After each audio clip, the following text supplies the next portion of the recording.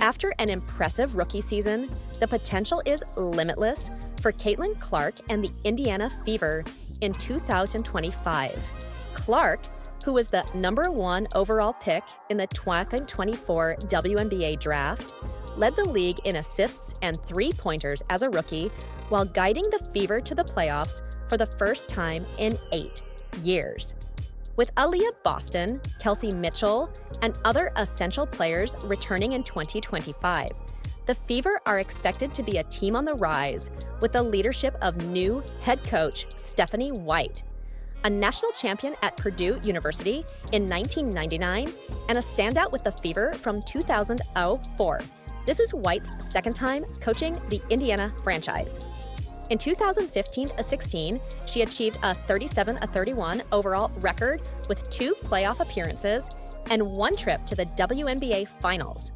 After the Connecticut Sun released White, despite her 55-25 record and 2 WNBA semifinal appearances over the previous 2 seasons, the Fever quickly hired the 47-year-old to succeed Christy Sides. There is much anticipation about what Clark can achieve under White's guidance. And while we must wait several months to see their partnership in action, the Fever shared clips of Clark's initial workout with her new coach on Monday. You can view it below. In an interview with ESPN following her official hiring last month, White expressed her enthusiasm about working with Clark. "I spoke with Caitlin last night, and I think there's just overall excitement," White stated.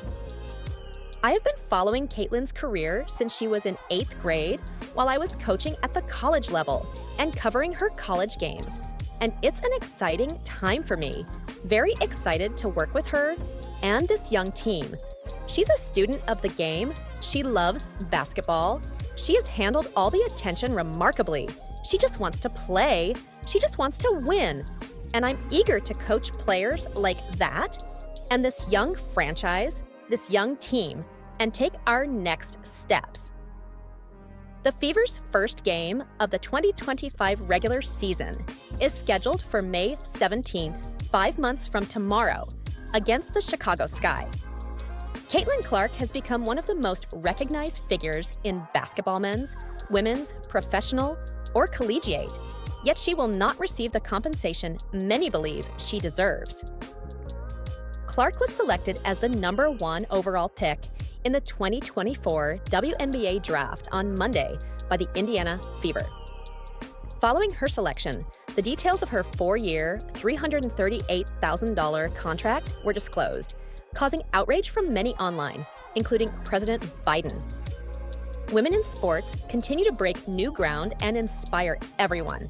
However, we are currently witnessing that even when you excel, women are not compensated fairly, President Joe Biden stated on X. "It's time to provide our daughters with the same opportunities as our sons and ensure women receive the pay they deserve." Though Business Insider estimates that Clark's name, image, and likeness (NIL) agreements during her record-setting time at the University of Iowa were valued at more than $3 million, she is expected to earn just over $76,000 in her inaugural year in the WNBA.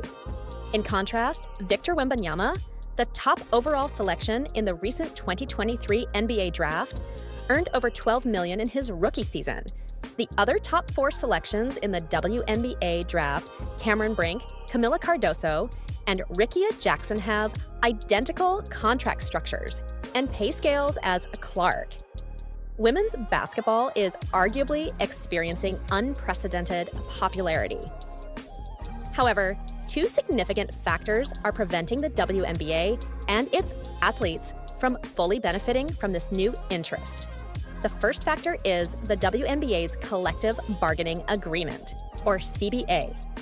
The CBA, established between the WNBA and the Women's National Basketball Players Association, WNBPA, in 2020, allocates players around a 10% share of the league's annual revenue based on a 2022 study by Bloomberg News. Additionally, due to a salary cap in the league, the highest salary a player can receive for the 2024 season is $241,984. In the NBA, revenue is shared evenly between players and owners. Caitlin Clark has been creating never-before-seen moments, as if it were her profession since her WNBA debut. She achieved this once more by being named Time's 2024 Athlete of the Year. As the first WNBA player to earn this distinction, she now shares recognition with prominent figures like LeBron James and Simone Biles. While this is certainly a significant achievement for women's basketball, not everyone is pleased with the focus being solely on one player. Washington Mystics co-owner Sheila Johnson expressed her views, while Indiana Fever's GM Amber Cox defended her star without hesitation.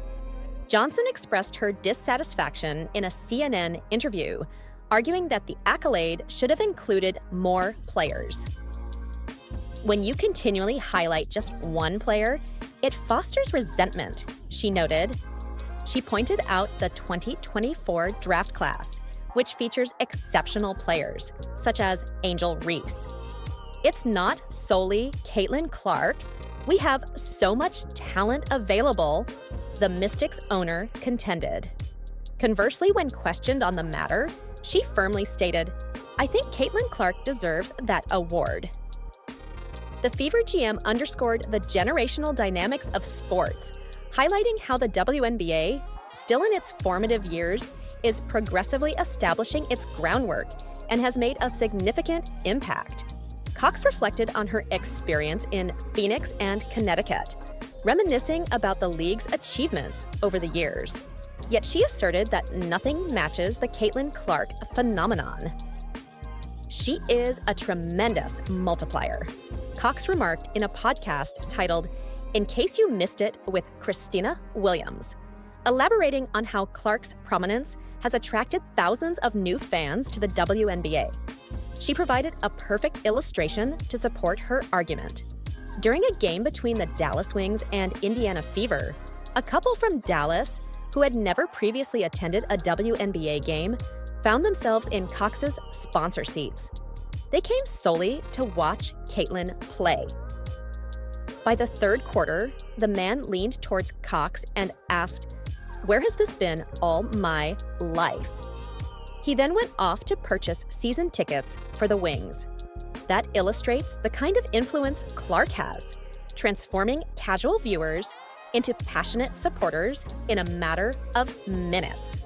While Cox acknowledged the efforts of other stars like Angel Reese and Cameron Brink, she emphasized that CC's influence is unmatched. "We've never witnessed anything like Caitlin Clark. It's genuinely been transformative for our league," she stated.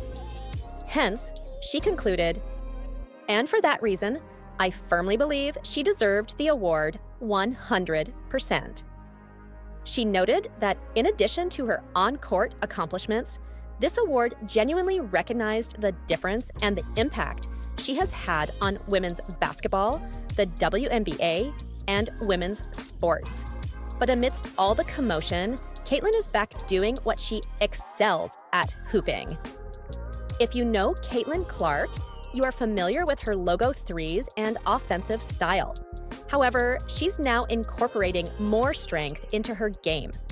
Fans have observed that Clark appears a bit bulkier, and it's not solely from her Olympic off-season training. Former ESPN host Rachel Demita noted that Clark's physicality seems to have increased. "She does appear very strong," Demita remarked, adding that Clark might be benefiting from nearly continuous play since her senior year in college. The 2024 Roadies' focus on her ball handling, off-balance finishing, and mid-range shooting, along with her legendary long-range shots, is making her an even greater threat to opponents. Caitlin Clark has continued to enjoy the benefits of her outstanding debut season in the WNBA, recently being unanimously selected for the Associated Press AP Rookie of the Year. The Indiana Fever star was also included in AP's All-WNBA First Team, as well as the All-Rookie Team, as the awards were revealed on Sunday. The WNBA will officially announce its Rookie of the Year and all other awards throughout the postseason, which began on Sunday. Clark, who has already elevated the sport in her brief career, expressed that it was a tremendous honor to be acknowledged by sports writers and broadcasters. This recognition wouldn't have been possible without an extraordinary group of teammates and coaches, and we are eager to continue an exciting regular season into the postseason, she shared with AP. Clark entered her rookie season carrying significant expectations, and she undoubtedly lived up to them. The 22-year-old, who has guided her team to its first playoff entry since 2016, played in all 40 regular season games for the Fever and made significant progress along the way. She set the WNBA single-season assists record, 337, achieving a league record 19 assists in a single game. Clark also became the first rookie to achieve a triple-double and holds the record for the highest number of three-pointers made by a rookie in league history. Off the court, the guard has contributed to growing the fan base for the sport, resulting in increased WNBA attendance. United States soccer icon Megan Rapinoe has supported Caitlin Clark in the recent WNBA racism controversy after the 22-year-old acknowledged the existence of white privilege in professional basketball after being named Time's Athlete of the Year. The Indiana Fever star mentioned that she believes her accomplishments are her own, but admitted that Black athletes face additional challenges in the sport, following a debut season overshadowed by racial issues. Since May, Clark's achievements in the sport and her role as the face of the WNBA have faced criticism, with detractors claiming that African American players like Angel Reese and Aja Wilson must exert more effort to gain equal recognition. Some argue that the 22-year-old's popularity and statistics reflect her merit, rather than her lighter skin being central to her success. For the Rookie of the Year, the situation is more complex, as she acknowledges that both elements play a role. Her acknowledgement of racism and white privilege in the sport has also faced backlash, with conservatives and right-wing commentators criticizing her comments to Time as unwarranted. Nevertheless, Rapinoe fully supports her. Well, I think something that sort of stands out immediately, Rapinoe remarked in an interview with A Touch More. I think what Caitlin did was explicitly address her white privilege. And that is what is receiving so much criticism or backlash. And that is the lesson. So, for conservative media coming at her now, that obviously they're just showing their whole If fans are upset about her saying that and just acknowledging what is true, I think that says a lot. Despite discussing the topic with Time, Clark remains confident that her success in the NCAA and the WNBA is attributed to her own efforts, although she acknowledged that the league has been established on the contributions of Black players. However, she will not feel compelled to comment on racial issues if she chooses not to, making it clear that she only values the opinions of those close to her and can disregard external noise if desired. I feel like one of my best skills is just blocking things out, Clark shared with Time. The only opinions I really care about are the people I love. My teammates, my coaches, the individuals in our locker room, the ones I encounter daily, and whom I trust to have my best interests in mind.